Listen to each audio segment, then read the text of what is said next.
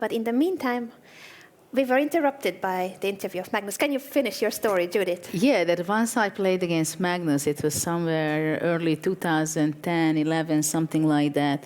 And I played in a rapid tournament in Norway. And still, I think I will have to cut this. Conference? Press conference is on. Well, I never really felt like my position was in much danger, and I thought the ending was more or less balanced from the beginning. I mean, it's okay, I have messed up kingside pawns, but the pawn on b4 is so weak that white really can't do much. Right. And for you, Magnus, how did you feel about the game, generally? No, I felt like if I had any chances at all, it was very, very early in the game. I felt that pretty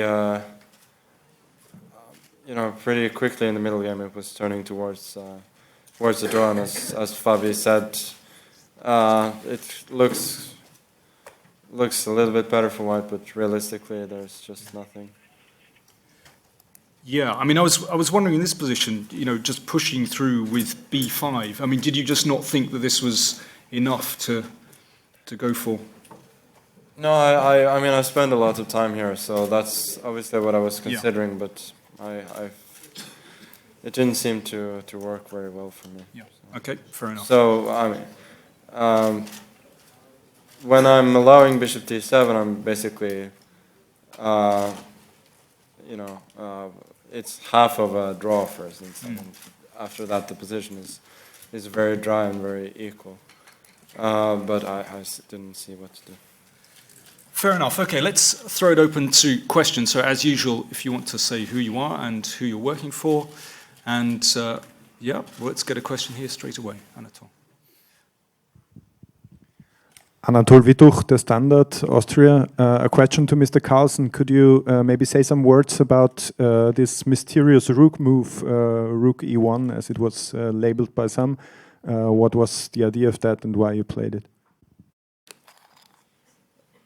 Well, I mean, the basic idea is that if I make a move with, let's say I make a move with the queen, then he may gain a tempo with bishop h3 and then queen to d7 also. So I mean, that was the basic thought, but mainly it was about b5 or not b5 at this point, I think. Other moves are most likely not going to make much of a difference. Okay, next question. Yeah, please. Jørund from NRK to Fabiano. Video was published earlier today showing your openings. Do you know about it, and what do you think about it? Yeah, I'd really rather not comment on this, actually. That's fair enough. I mean, Magnus, do you have any comments or any thoughts on that at all? Well, I'll have a look at the video and then make up my mind. But yeah, we'll see then. Okay, we should probably move on from that one. Next question, please. Oh, well, that seems to be the big one on the agenda. No one else wants to ask any more questions. Mike. MikeLineChess.com. Magnus, I just want to clarify what you said. You said, I will have a look at the video. I just want to make sure that we're understanding you correctly, that you've not seen the video. Is that correct?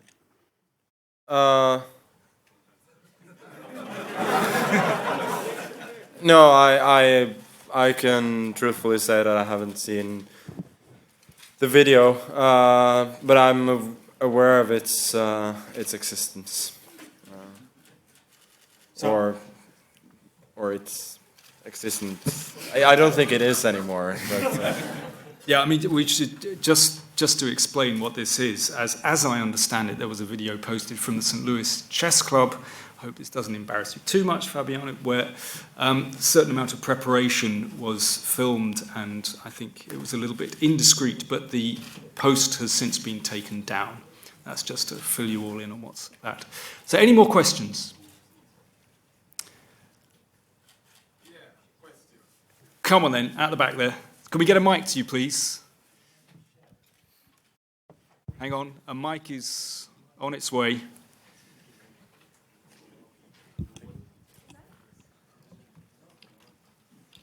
Thank you. So many persons, nobody want to ask questions. Ian Wilkinson, President, Jamaica Chess Federation. Gladiators, round 4, heading into round 5. Firstly, quickly to Fabiano. How do you feel going into round 5? Will we get something other than E4 now?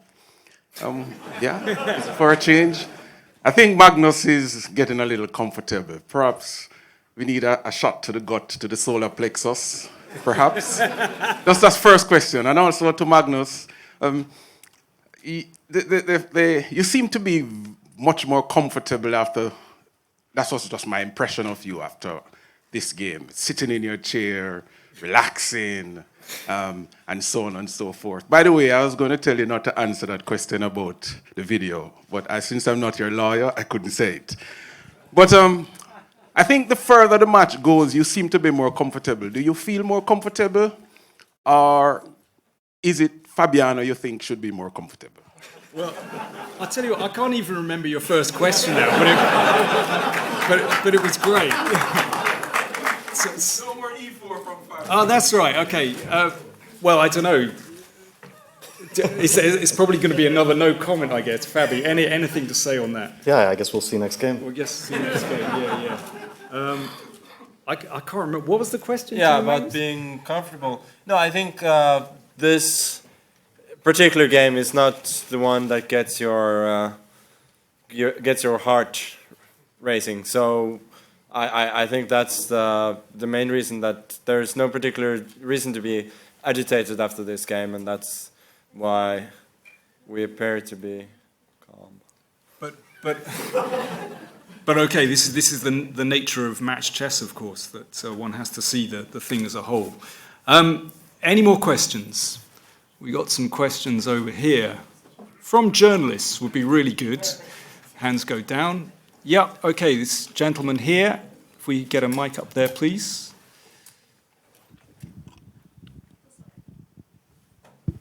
Hello, I'm Fabio from Sicily, chess player. I would like to ask first to Magnus if there is any specific reasoning behind the choice of the English defense, and to Fabiano if there was a preparation because he moved his opening moves really quickly. Well, I mean, first of all, I think you should have a little more respect towards the English opening. It's not the most offensive opening, but it's still not a defense necessarily.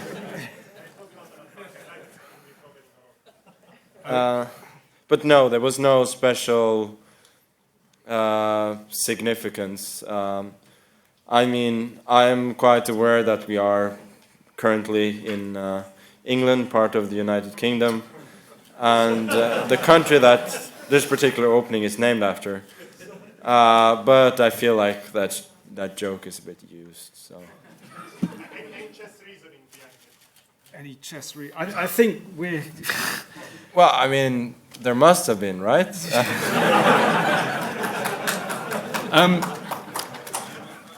I don't know if you want to comment on any of that, Fabian. I mean, we're... Yeah, I mean, I've played this line before, and I even had a game up to b4 against Wesley, so... Yeah. Probably not the most significant game. It was a blitz game, and I've long forgotten about it, but yeah, I guess we were both somewhat familiar with the line. Okay.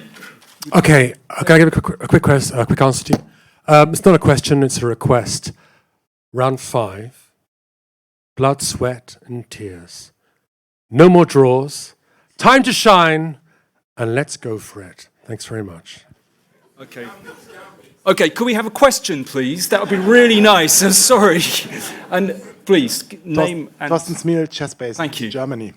I would like to know about the match situation. What is different to a round robin with black and white? Because we had the idea that black to play black is an advantage here. Magnus. I wouldn't say that it's an advantage. I think that's a rash conclusion to make on a very limited sample size. But it's true that Black has been comfortable so far, but I think there will be sterner tests in the game to come. Yeah, I don't know if you want to add anything to that. Yeah, it's a long match and a lot will happen. And I don't think that we'll go to the end of the match with Black being completely equal in every game. But so far, Black has been quite comfortable. Okay, I think we'll have one final question, please. And if there's no final question, yeah, please. Thank you. Anna Kalaeva, Russian newspaper. And what are your plans for the rest day? A traditional question. Yeah. Fabiano, do you want to take that first? Sorry. Yeah, I'll probably do some sports. I mean, we've been trying to get some physical activity in on the rest day. So I'll probably continue. Great. Magnus? I don't know. Probably prepare for the next game. I mean, try to regain some energy after these grueling games that we've been having. There you go. So we have a rest day tomorrow, and round 5, game 5, will be on Thursday. Yeah, I've got that right. Okay, so thank you very much to Fabiano and Magnus. Thank you.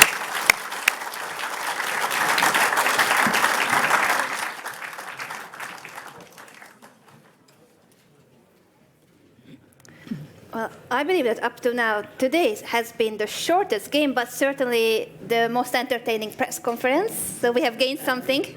Absolutely. Here, our audience was really having a good time. And us. Yes. Fantastic comments by Magnus and Fabiano and the audience, then the questions. So it was really entertaining. And the video controversy, I think this is going to be crucial.